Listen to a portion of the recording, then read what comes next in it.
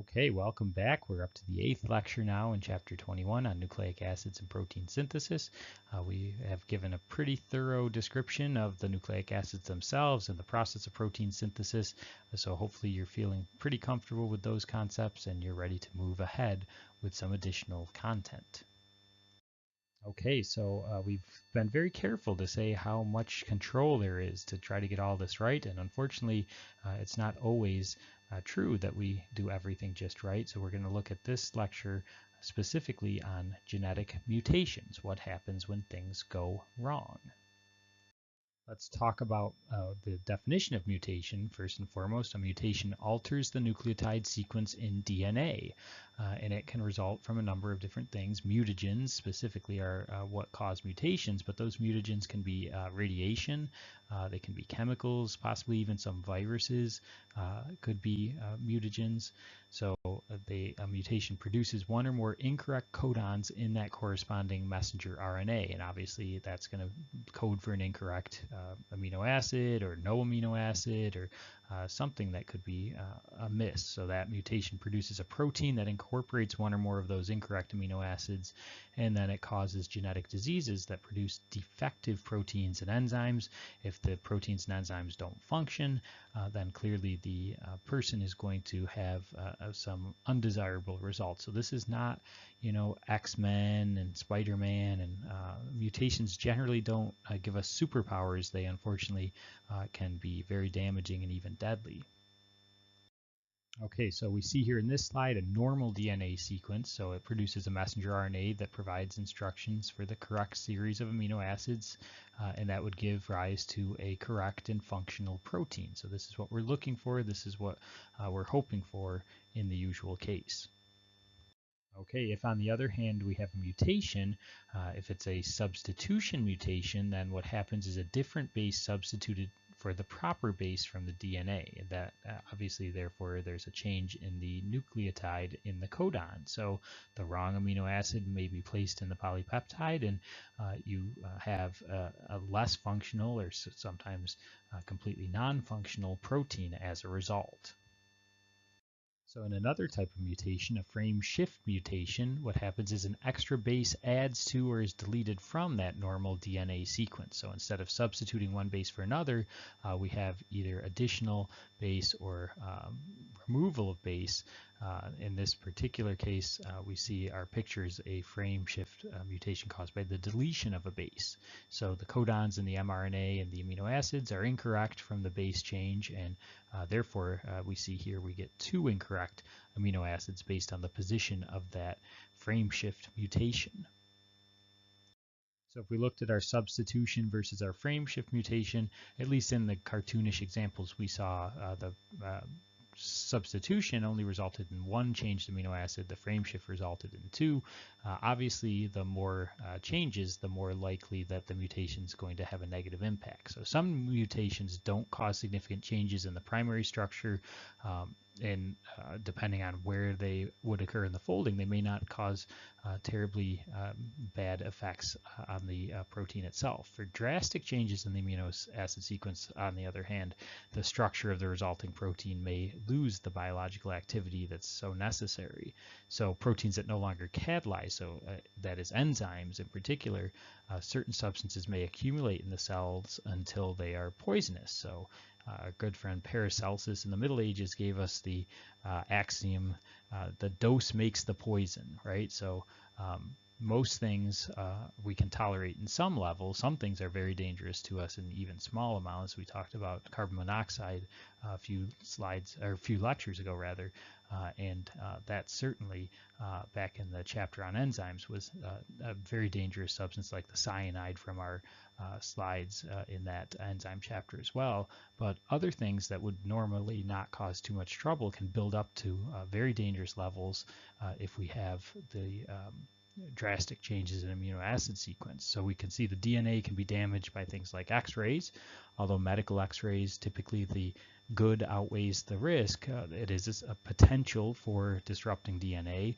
UV sunlight, so people who like to tan a lot can be damaging their skin cell DNA, and that's obviously not a good idea with skin cancer rates being increasing all the time. Mutagens, viruses, so you have to be very careful what you expose yourself to, and you certainly should be careful to ask what you might be exposed to in something like a face-to-face chemistry lab, for instance, because those mutagens could result in alteration of DNA, it could give rise to a defective protein.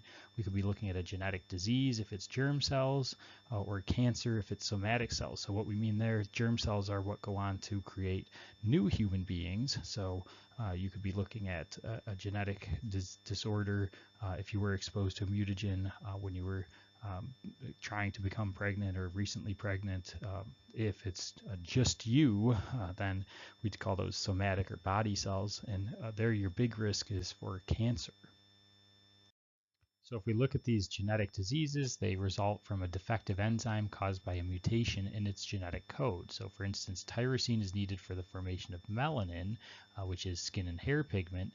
If the enzyme that converts tyrosine to melanin is defective, no melanin is produced, and the resulting genetic disease is known as albinism, and the sufferers are known as albinos.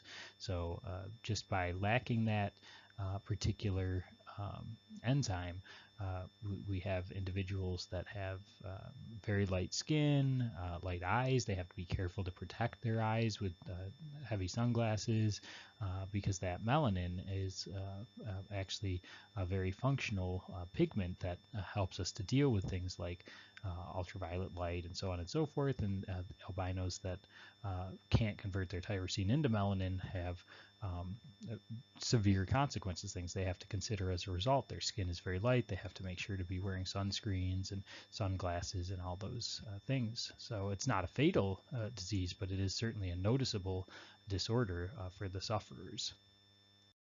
So here in table 21.9, we have a list of some more common genetic diseases. Fortunately, these are all fairly uncommon, but some of these are more common than others. And so the table lists here things like cystic fibrosis. So it's one of the most common inherited diseases in children.